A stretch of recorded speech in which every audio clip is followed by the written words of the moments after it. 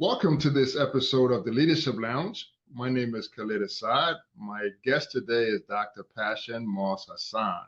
She's a principal at the Dionne Warwick Institute of Economic and Entrepreneurship. And she's also a transformational leader and has demonstrated transformational leadership in other settings. Dr. Hassan, welcome to this edition of the Leadership Lounge. I'm excited to have this conversation with you about leadership. How are you Thank you. doing today? I'm good. I'm good. Excited to be here. Thank you. All right. Definitely the conversations around leadership. And one of the things I'm curious, as you are both a principal and an executive coach, Mhm. um, how do those two roles inform your leadership or your view of effective leadership? Well, I mean, if you're thinking about, I would say any leadership role, I think fundamentally it's important to understand that you have to be professional and you have Hmm. to be ethical. And so in both roles, regardless of what is that I'm doing, I would say that that's at the forefront of my work, right? And how I show up, whether I'm with a client and I'm making certain that what's being shared is confidential, or whether it's that I'm actually working in my school building and I'm not only being ethical, but I'm role modeling the behaviors that I expect from my staff and student leaders to display. So I would say that's probably kind of first and foremost for me. And then secondly, keeping in mind at all times that I'm a thought partner. That's Okay. whether I'm with a client or whether I'm working in a school. I'm a thought partner in the work. I've never worked in the educational space. It takes special, talented people to be teachers.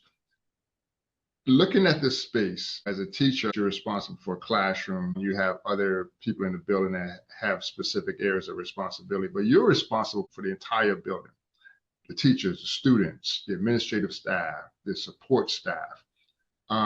Leading from that level of responsibility, what are some, you know, tactics or strategies you use to help you get through that? Hmm. Well, I am actually, well, not me, but my school is identified as a Leader in Me Lighthouse School. And what that means is that we are a model school under the Stephen Covey 7 Habits of Effective Leaders. And so, with that being said, the onus isn't really on me, right, to be the leader of the building. The onus on me is to make certain that I am role modeling what leadership looks like. But more importantly, it's for me to make sure that I'm identifying the genius that I see in others. And when you do that, and you have a building full of leaders who help with the day-to-day operations of the building, they help with being innovative and creative when it comes to like creating programming and things of that nature. And so I'm never in the work alone. And I think that makes for light work for everyone. And I think it also takes some of the extra pressure off of me as a building leader. Wow, that's such a healthy perspective about leadership. Often what I find with leaders, and I use this term, is it your job alone to carry the bucket, to carry the water? And I think sometimes leaders feel that sense of guilt, like, I have to do it. I have to be the one carrying it. But it sounds like, if I'm hearing you correctly, you've created a space where everybody has an opportunity to show up as a leader. Yes. And it takes time, I think, to get there, right? You don't necessarily start off in many of these leadership roles feeling like you can trust or rely on other people, especially when you know the buck stops with you if something goes wrong. But Hmm. you have to grow in your own leadership. It's no different from telling a therapist that you must have your own therapist, or a coach, you must have your own coach. As a leader, you have to do your own internal work. You have to reflect on what you're doing and see what you have to kind of modify and adjust so that you are kind of showing up and supporting people the right way. Wow. The educational system nationally is, facing intense pressure and change right now. A lot of changes at the federal level. So my own opinion, I feel like education is being dismantled across the country. So that creates tremendous pressure on leaders like you. How are you dealing with that in your role as a principal at your school? Well, first off, I totally agree with you. We are definitely under attack. And there's this culture of not respecting the work that we do, when in reality, as educators, we're probably spending more time with children than their own parents are within their household. So I just had to kind of throw that out there first. But I think that with educators, one thing that we have to do is we have to stop being afraid. Uh, and when I say that, I mean afraid of change. We can't necessarily do things the way we did 20 or 25 years ago. As the students Hmm. say, it's different. We different, right? Hmm. So we have to make sure that we're making adjustments. Doesn't mean that we throw away all of the old, because some of those best practices and some of the ways that we've shown up, it still works. But we have to be willing to learn from the younger generation who are kind of transitioning into educational leadership roles. And as far as change, the other thing that we can't be afraid of, and I'm going to say this, um, we cannot be afraid to align ourselves with brilliance. Far too often, we want to be the smartest person in the room, as if there's not space for many of the smartest people to be at the table. And if we do that, and if we get over our egos, and if we do that, I'm sure that we can really start to push education into the next level, watch things evolve, and be accepting of the differences that may happen. Because to your point, I really think that our educational system is being dismantled, and why not get in front of it and be proactive and be a part of the change as a change agent versus sitting back and watching the powers that be say that we don't even need this structure at all. Because we know that it's definitely needed, especially for individuals who are visual, who like to be in the presence of others and learning in an atmosphere that's like that. Wow. Building on that, you talked about change. Change by itself creates fear, and you talked about, not being fearful. But part of your role is in my belief of leaders is helping me get through that fear. So what do you say to people, when there's chaos, when there's change, and that fear kicks in? What do you say to people to help them navigate that fear? I guess this is like really a cliche, but the whole thing of kind of knowing your why, I think Hmm. that helps you to navigate through your fear. I like to use the example of years ago there being a mass transfer in the district that I work in, and it was happening at the height of COVID. Many were not honest about the reasons why, but for those of us who were experiencing it, we understood the why behind it. And I tell this story often when I speak at events and conferences. I can remember making a conscious decision the first day that I had to enter my new building and saying, Passion, it's no one's fault that you've been transferred. So, because of that, when you step over this threshold, you still Hmm. have to show up in the way that you show up, because they deserve to get the best side of you. And it's not always easy to do, especially when you feel that you're not being treated in a fair or equitable manner. And so I think that for me, that helped me to navigate that, knowing my why, knowing who I am, but also still creating boundaries.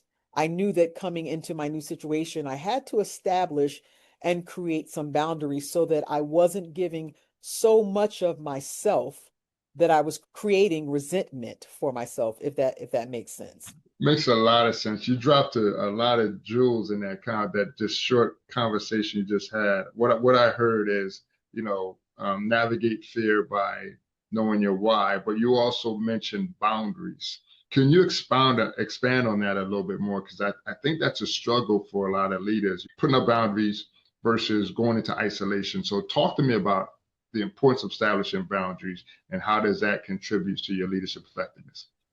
Hmm. I'm gonna throw another reference to Leader in Me. When I first started learning a lot about the program years ago, I learned about the importance of circle of influence. As a young administrator, I was very young transitioning into a leadership role, and it's not always easy, especially for young African American women, because you're kind of catching it from all different angles. I didn't really have boundaries. I think I was a workaholic, and I just felt like you just make it happen. And while I still feel that you still just make it happen, I think that over time, through some bumps and some bruises, I understand that that whole theory of thinking you can kind of save the world, Mm. you put too much pressure on yourself. You have to be more okay with knowing that you're saving a few. And you may not always see how you're saving them, but as you continue in your career path in an ongoing way, you're going to continue to drop jewels and you're going to continue to save people. And some people you'll find out 10, 15 years from now when you see them down the road, the impact that you've had in their lives. Others, you may not hear it, but you'll see the results of it. And so over time, and I'm still a work in progress, I am creating and establishing more boundaries and knowing that, listen, Passion, this is what you can control. Now, when it comes to what's happening up there, you can't control that. When it comes to what's happening out there, you can't control that. But here, this is my circle, and I do have influence in that. And so I think that if more individuals, regardless of the organizations they work in, because as a coach, I don't necessarily just work with people who are educators, right? I think it's important to always let your clients know what is your circle of influence. Because when you look at that, you relieve some of the pressure off of you to be, I guess, this perfect Hmm. coach, this perfect leader. And you understand, you know what? I have had some success here. And so I need to acknowledge the success that I've had here. Wow. Wow. Great segue. You wrote your book, Cultivating Potential from the Ground Up, and it suggests that leadership starts from beneath the surface. So, what does the ground up mean in terms of mindset?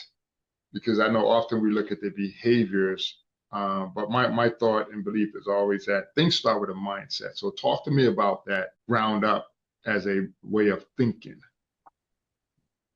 Well, we live in a culture where typically organizations focus on top-down leadership, top-down decision making. I'm a believer that there needs to be more emphasis placed on bottom-up leadership. As many of us use this phrase now, and my husband talks about this often, boots on the ground work, right?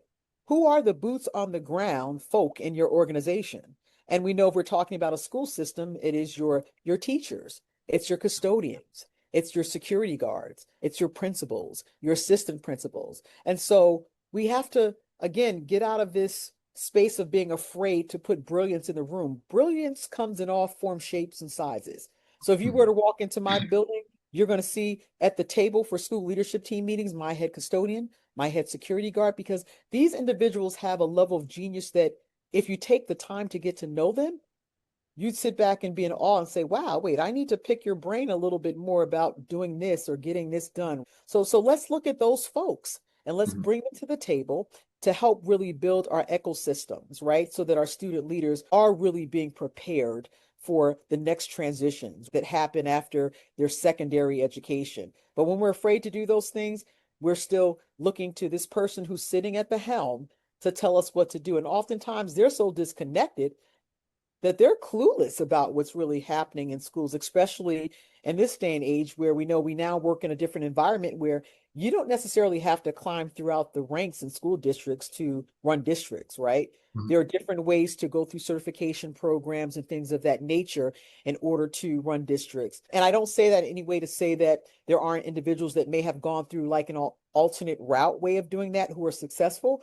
What I'm Mhm. saying though is if those individuals truly want to be successful, they too have to put the right people at the table. And typically, again, those are the people who have gone through the system, who are in these roles within schools and within districts, because they know what happens. Principals know what you need, teachers know what you need, and the other individuals that are involved and directly associated with students know what's needed. Wow. I'm not an expert, and not an educator, but when I talk to educators, one of the things that I hear, especially in this current climate, and you touched on it a little, you said the education system has changed. That could mean so many things to so many different people because, I grew up in the 70s, 80s, in the education system. What do you say to teachers, though, who feel disenfranchised, disempowered, because the issues they're dealing with now are so compounded, so complex. They're being asked to be the teacher, the counselor, the mom, the pop. Let me make sure the kids eat. That's very complex. So as a leader who leads someone who's in that field, what do you say to them to keep them motivated, to keep them engaged, keep them encouraged? Hmm. Well, if I'm looking back on my educational experience, to be really honest with you, Khalid, in the family that I come from, teachers, my mom, my aunts, they have always shown up in a way that they understood it wasn't just about providing core content instruction to Mhm. children. I think that some of our younger generation, they're a little different. And so these conversations are necessary for them because they've been given a whole lot. So for many of them, they may feel like, listen, I went to college to teach math and that's all I want to do. I don't want to have to deal with behaviors. I don't want to have to address the social, emotional needs. I don't want to have to really address food insecurities. Like some of our younger folks may feel that way, but that all comes with the territory. When you decide to be an educator, that's my professional and my personal perspective. In my book, I actually talk about being duly certified. And Hmm. so I coined that phrase because I'm a believer that there's this unofficial certification that you have to also have as an educator. And what that unofficial certification requires is that you understand that you are a surrogate parent to students. And if Hmm. that's not something that, if you don't want to be that, I don't know if you really belong in the field of education because again, it just comes with the territory, whether you're working in a rural area, a suburban area, or an urban area, especially in an urban area. You need to have that dual certification to meet the needs of students. Otherwise, they're going to continue to have the struggles that they have. And for you, you may be collecting a paycheck twice a month, but are you really having impact? Impact. You challenge though to build on that. You challenge leaders in your book to go beyond the textbook models of leading and I'm assuming teaching. So what are some of the beliefs and some of the practices that let's say the education system or teachers need to unlearn in order to be effective with the new generation and future generations? Hmm.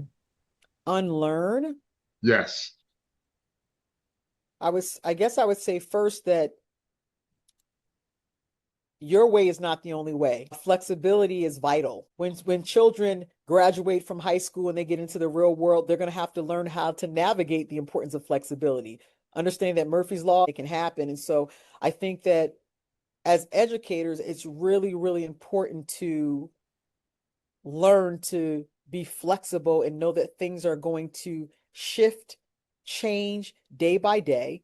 And maybe I don't have the answer right now, depending on where I am in my career, but there are resources around me, other people around me who have had other experiences that may also be able to help me navigate situations. But I also say that, and I'm probably going a little bit off topic, but I think the beautiful thing about education is if, and I say this to people all the time, if you want to do something where every day is going to be a different day, no matter Mhm. how much planning you can't predict everything that's going to happen. That's education is a great field to consider because you're going to have to be adaptive. You're going to Mhm. have to change and shift. I think it's also important that educators understand that part of our role when I'm talking about when I mentioned earlier the being duly certified, that also means understand that there's a holistic approach to educating children. And so I may work in an urban setting. It doesn't mean that because I work in an urban setting, I walk into a classroom and I'm talking to my kids like, yo, what's up, bro? You know, Right. our kids need to understand that there is a space in this world for code switching. And regardless of what Mm. ethnic background is, yes, you have the right to talk comfortably when you're in your spaces with your friends and with your families. Every culture does it. So for those folks who act like only African Americans or only Latinos do it, no. Look, I know Italian folks, I know Irish folks who have friends, they have their own spin on how they talk. Nevertheless, when you are in a professional setting, you need to speak as a professional. It doesn't mean that you are pretending to be someone other than who you are. It just means that you understand the importance of code switching and navigating your existence within the real world. Right. So I know you're I'm off asking me, topic, I'm sorry. yeah, no, no, that's okay. No, perfect, perfect. Because what you're saying, especially, and I'm thinking about the lessons learned for people coming into education field. I'm thinking lessons learned for people who are looking to find their footing, who already in the field. What I'm hearing you say, you talked about flexibility. I'm hearing you suggest adaptability, right? But keep it in a professional sense, because yeah, the kids, and it goes back to you talking about setting boundaries, right? You got to have those boundaries. Let me switch gears for a second because you are in the educational space as a principal, and Mhm. a leader. You also coach other educational leaders. How do you help leaders balance accountability with a sense of humanity? And I ask that because sometimes I see, people lean too much to one side, overly about accountability, or you're getting things done at the expense of what, or you're overly about the relationship and the humanity It's nice, but you're not getting things done. So talk to me about your recommendations, again, for leaders in any spaces about balancing that accountability with humanity. Hey, I think you may have read a little bit of my book. Well, as you probably already know, in my book, I talk about compassion versus compliance, and compassion and compliance. And I'm a true believer that in regardless of the organization that you work in, is that there is room and space for both. And Hmm. it's a misconception that you can't do both, right? You can be a very compliant person who believes that, listen, I have to have systems in place. Uh, Hmm. I need people within my organization to adhere to due dates. And I need the adults within, if I'm talking about a school setting, I need my adults to role model what that looks like for student leaders because they're the future. And on top of that, you can also be the person who understands that someone is going through something personally. So how can I, you know, let off a little bit or give them a little room and space, or let me make some revisions to this right now to kind of help them out. So you can definitely do both, and it doesn't make you less of a leader if you're compassionate with people. But I do see the struggle. I see the struggle with individuals who feel like, mm, I'm the boss, do as I say. And they feel like this, if you're not compliant, I'm going to write you up and I'm going to give you a memo right away. And again, that's in any organization. And then Hmm. you have those individuals that understand that first it's all about a conversation, right? Hmm. And you have some people who may be so compassionate that they're not valuing the importance of compliance, and so their organizations don't grow as well, and so they don't put anything in writing. They just constantly have conversations, often the same kinds of conversations, and the results don't change. And so again, it's just really, really important to make sure that there is an alignment between the two. In my book, I talk about the fact that oftentimes we hear about balance, balance, balance. Sometimes for me, it has to be about alignment, because depending on where you are at every point in your life, the percentage of time and energy that you have is going to shift. The time that I have to give to my children when they are first born, that percentage is not going to be the same as when my kids get in high school.